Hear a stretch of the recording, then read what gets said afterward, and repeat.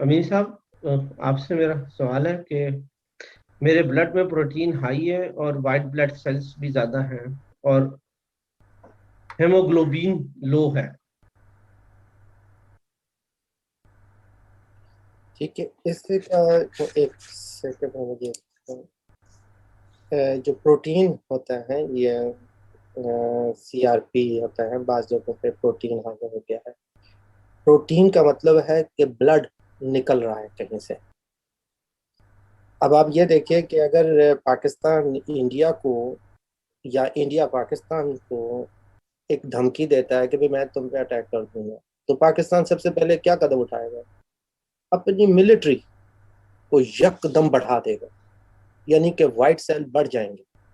इसका मतलब है कि बॉडी के अंदर कहीं जख्म है, तो जख्म जब होता है तो यकदम बॉडी जो है अपनी प्रोटेक्शन बढ़ाने की कोशिश करती है, यानी कि रेशा पैदा करने की कोशिश करती है।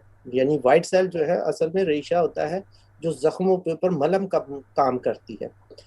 तो अब ये देखना पड़ेगा कि उनके जख्म ग्लैंड्स के अंदर बन रहे हैं या ग्लैंड्स की ज्यादती की वजह से बन रहे हैं, या उनके जो टिश्यूज होते हैं यानी जो मिकोमेम्ब्रेन्स होते हैं उसकी वजह से बन रहे हैं। मिकोमेम्ब्रेन्स क्यों फट रही हैं? अगर मिकोमेम्ब्रेन्स फट रही हैं तो उसके लिए हेमामेलिस है, नोटोजेंसिक है, साल्विया है, रठानियां हैं, वो काम करती हैं। इससे पता कैसे चलेगा कि ये हमारी बॉडी के अंदर टिश्यूज फट रहे हैं या जो होता है? इसमें यह होता है कि रिपोर्ट्स के अंदर जहां ये प्रोटीन लिखा होता है उधर लिखा होता है न्यूट्रोफिल्स। न्यूट्रोफिल्स जो होते हैं वो हाई हो जा रहे होते हैं कि भाई इनके अंदर म्यूकोमेम्ब्रेन्स के अंदर कहीं जख्म है। तो जो दूसरा होता है वो लिम्फोसाइट्स होते हैं, वाइट सेल्स होते हैं, वो बढ़ जाते हैं और बढ़ जाने की सूरत में वो इसे ही जख्म पैदा करते हैं और वो CRP बढ़ जाता है, यानी कि प्रोटीन बढ़ जाता है।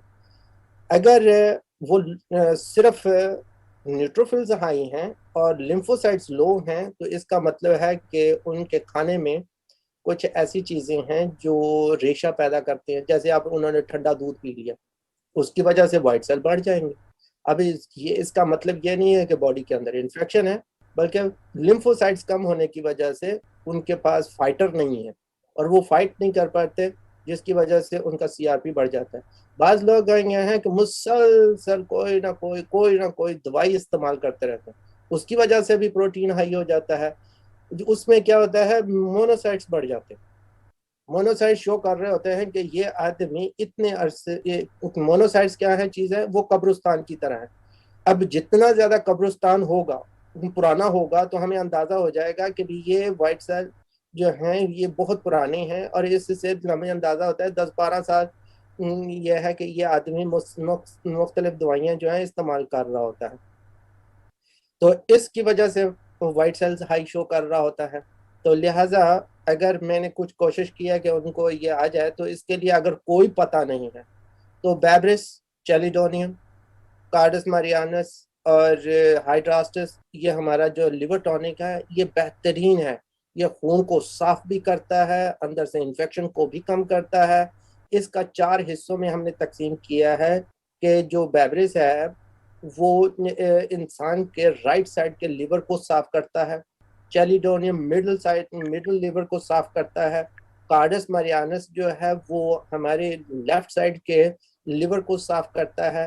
हाइड्रास्टिस जो है, क्योंकि ये भी बेब्राइन है, ये आपके गट्स को साफ करता है, यानी कि मैदे और आंतों को साफ कर देता है, और जिसकी वजह से जो लिवर की तरफ तमाम गंदे एंजाइम जा रहे होते हैं उनको टॉयलेट के जरिए से निकाल देता है। ये दुनिया का बेहतरीन लिवर क्लेंजर है।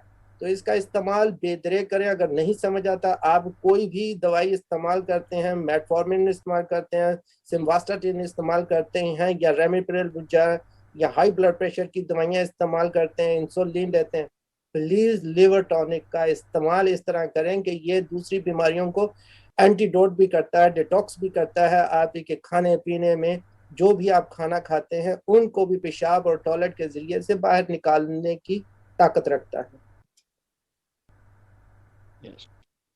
जज़ाकुमुल्लाह। वही बात आ गई ना जो मैंने पहले कही थी कि 100 गल्लां दी इक्को गल। लिवर टॉनिक रोजाना 10 कतरे की दफा।